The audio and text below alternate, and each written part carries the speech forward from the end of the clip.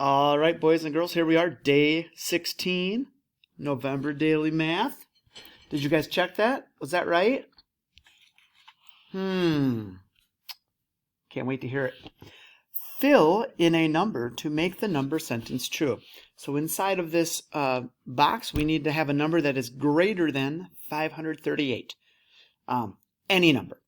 I am not going to be able to answer all of them because it's an infinite number. Meaning there's always a number bigger that I could keep adding to it, and that will still be greater than 538. As long as your number is this number right here, 539, or larger, it's correct. Okay? Super. Anything bigger than 538.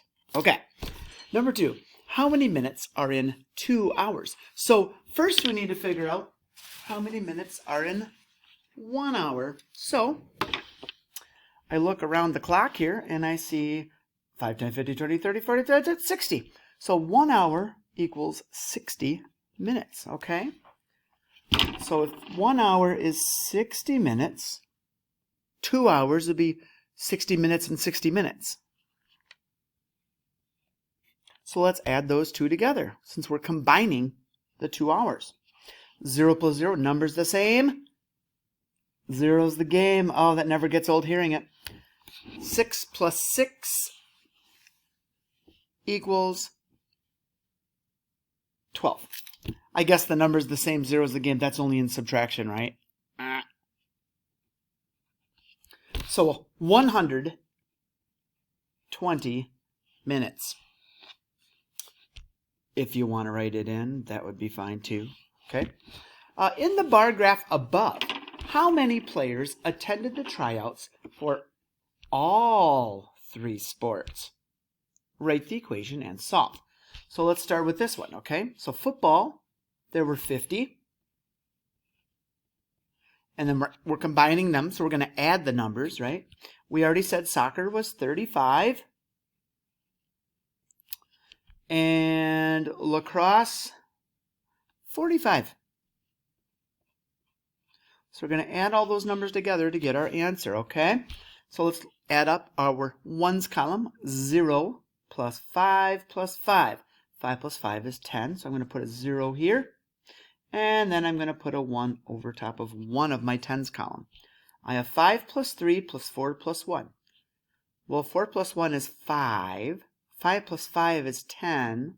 10 plus 3 is 13. Very good.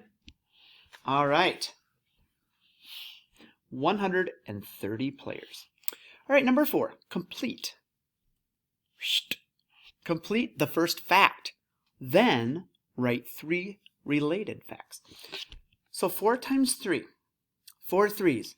3, 6, 9, 12.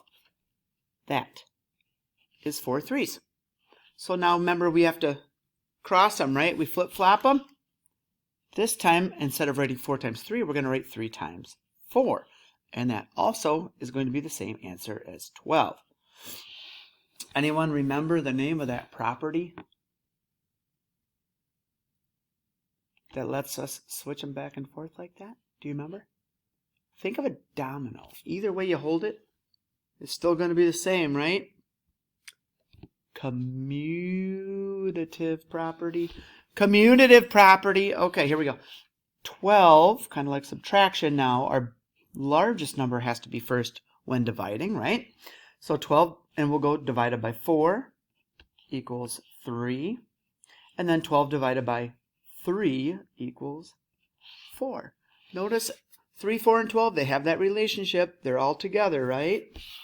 Okay, let's check out this next one. It says use less than, greater than, or equal to. Well, first we kind of got to figure it out, right? So what is 4 times 4? Or what is 4 fours? Okay, well, 1 4 is 4. 2 4s is 8. So 2 8s equals 16. Again, 4, 8, 12, 16. Hey, wait a minute. I remember doing that somewhere. 4 4s. Where could that be? 1, 2, 3, 4. 4 4s equals 16. See, I love these daily math because they go together so well, don't they? Kind of like the 3 times 4 and the 3 times 4. You know what I'm saying, right? All right. 16 divided by 1. Oh, that's 16. Hey, this isn't less than. This isn't greater than. This one is equal to. We rarely get one of those. It's like a special day, right? It's dark at night. Let's answer that one. Remember, it says it's dark at night. Large eyes help owls see as much light as possible, even if it's just the light of the moon. All right, boys and girls, we will see you tomorrow for day 17.